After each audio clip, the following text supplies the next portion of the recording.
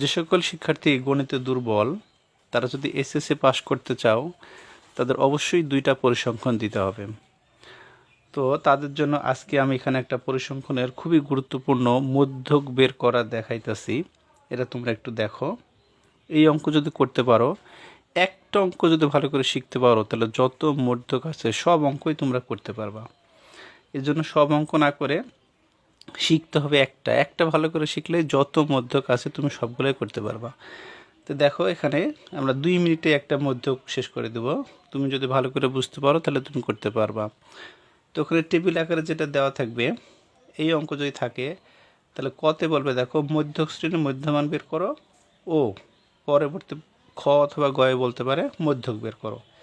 তো মধ্যক শ্রেণীর মধ্যমান কিংবা মধ্যক যদি বের করতে বলে, তো প্রথম কাজ হইতেছে তুমি আগে ক্রমযোজিত সারণী তৈরি করে নেবা। ক্রমযোজিত সারণী ছাড়া তুমি অঙ্কটা করতে পারবে না। তাহলে ক্রমযোজিত সারণী তৈরি করতে গেলে তোমাকে এখানে যে কয়টা ঘর আছে ওই কয়টা ঘর করে নেবা। প্রথমে দিবা শ্রেণীব্যাপ্তি, তারপরে গণসংখ্যা, তারপরে ক্রমযোজিত গণসংখ্যা। তো দেখো গণসংখ্যা লেখার পরে ক্রমযোজিত গণসংখ্যাটা কিভাবে বের করব, এটা তোমরা এর আগে অনেকবার করেছো। কোনাকুনি তোমরা যোগ করে নেবা। 5 10 যোগ করলে 15, 15 20 যোগ করলে 35, এভাবে সবগুলো যোগ করে নেবা। এখন তুমি কিভাবে বুঝবা তোমার যোগ ঠিক আছে? এই যে দেখবা মোট গণসংখ্যা এবং ক্রমযোজিত গণসংখ্যার শেষ সংখ্যাটা মিলতে হবে। তারপরে তোমার মধ্যক শ্রেণী তুমি বের করে নেবা।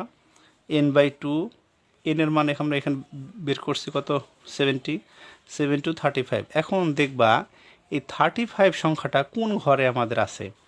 দেখো 35 আছে 61 থেকে 65-এর ঘরে। তাহলে এটাই হতেছে আমাদের কি মধ্যক শ্রেণী। তাহলে মোট কথা n রে 2 দিয়ে ভাগ করার পর যে সংখ্যাটা বের হবে সেই সংখ্যাটা তুমি দেখবা কোন ঘরে আছে, সেই সংখ্যাটাই হবে আমাদের মধ্যক শ্রেণী। এই মধ্যক শ্রেণী নিয়েই আমরা সকল কাজ করব।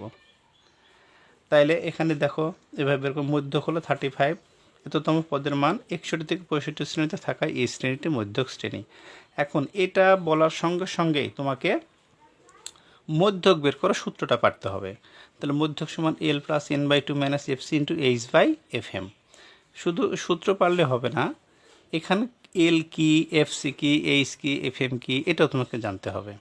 তাহলে L হইতেছে দেখো মধ্যক শ্রেণীর মধ্যক শ্রেণীর শ্রেণীব্যাপ্তির নিম্নসীমা। নিম্নসীমা কত 61, n/2 35, fc হইতেছে মধ্যক শ্রেণীর ক্রমযোজিত সংখ্যার পূর্বের সংখ্যা।